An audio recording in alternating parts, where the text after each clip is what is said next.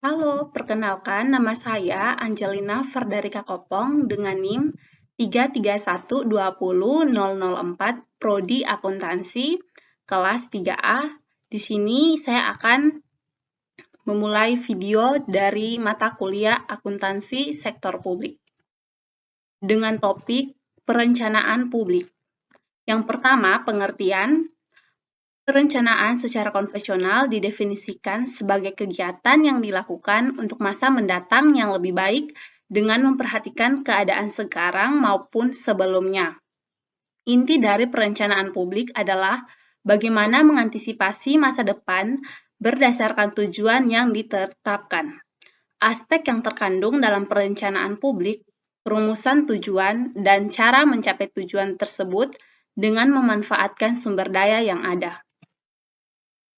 Perencanaan itu sendiri dibedakan menjadi dua. Yang pertama itu perencanaan sektoral, yang kedua perencanaan nasional atau regional.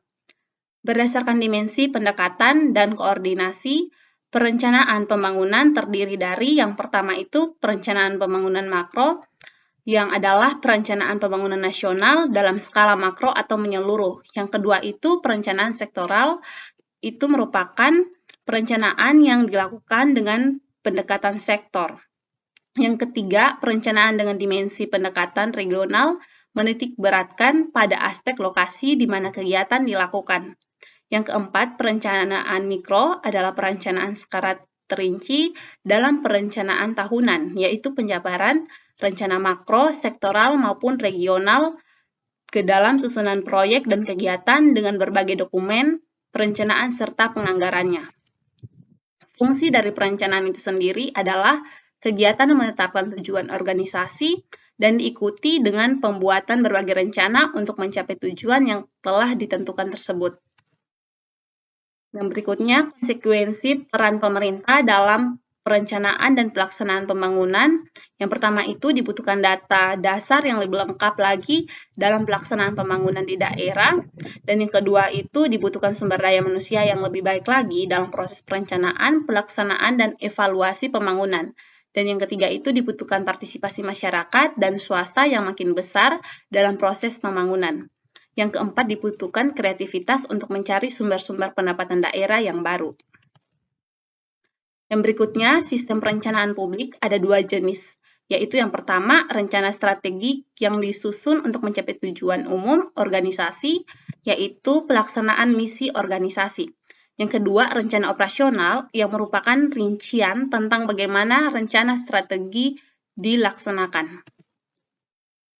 Yang pertama itu ada sistem perencanaan mencakup 5 pendekatan dalam seluruh rangkaian perencanaan yaitu yang pertama politik, kedua teknokratik, yang ketiga partisipatif, yang keempat atas bawah atau top down, dan yang kelima bawah atas atau bottom up. Yang B, perencanaan pembangunan terdiri dari 4 tahapan. Yang pertama itu penyusunan rencana, yang kedua penetapan rencana, ketiga pengendalian pelaksana rencana, dan yang keempat evaluasi pelaksanaan rencana. Yang C, indikator dan sasaran kinerja mencakup ada masukan atau input, keluaran atau output, hasil atau result, manfaat benefit, atau dampak atau impact. Perencanaan publik ada 13. Yang pertama itu evaluasi hasil pelaksanaan tahun lalu dan menetapkan prosedur perencanaan. Yang kedua itu organisasi pendukung perencanaan. Yang ketiga penetapan asumsi perencanaan. Yang keempat kriteria evaluasi hasil perencanaan. Yang kelima penyusunan indikator program. Yang keenam penyusunan kertas kerja perencanaan strategi dan program. Ketujuh partisipasi masyarakat dalam perencanaan. Yang kedelapan, menentukan usulan perencanaan strategi. Yang kesembilan, penentuan draft skala prioritas dan plafon anggaran. Yang kesepuluh, penentuan usulan rencana program kerja. Yang kesebelas, penyelesaian draft dokumen perencanaan.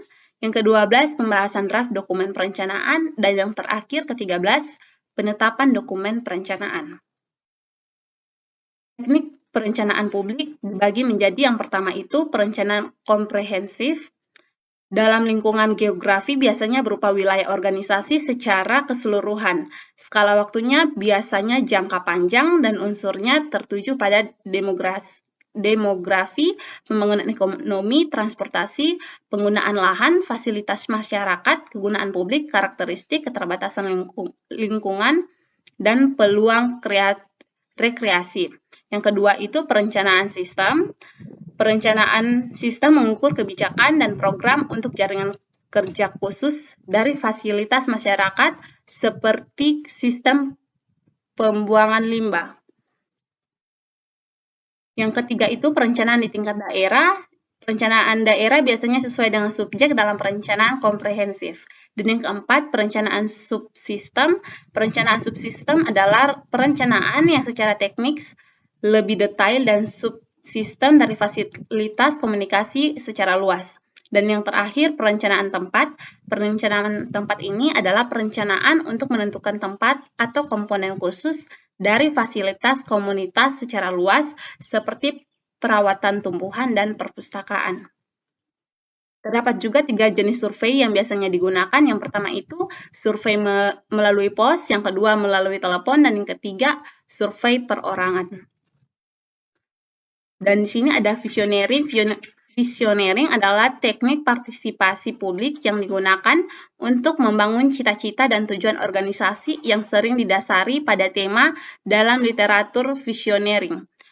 Yang berikutnya ada brainstorming. Teknik brainstorming klasik dapat digunakan untuk memformulasikan maksud dan tujuan, mengidentifikasi isu, pengembangan strategi, memilih alternatif, dan menyelesaikan konflik.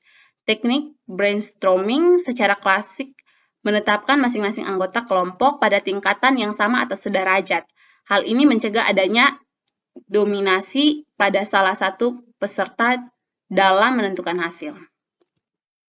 Sekian dan terima kasih.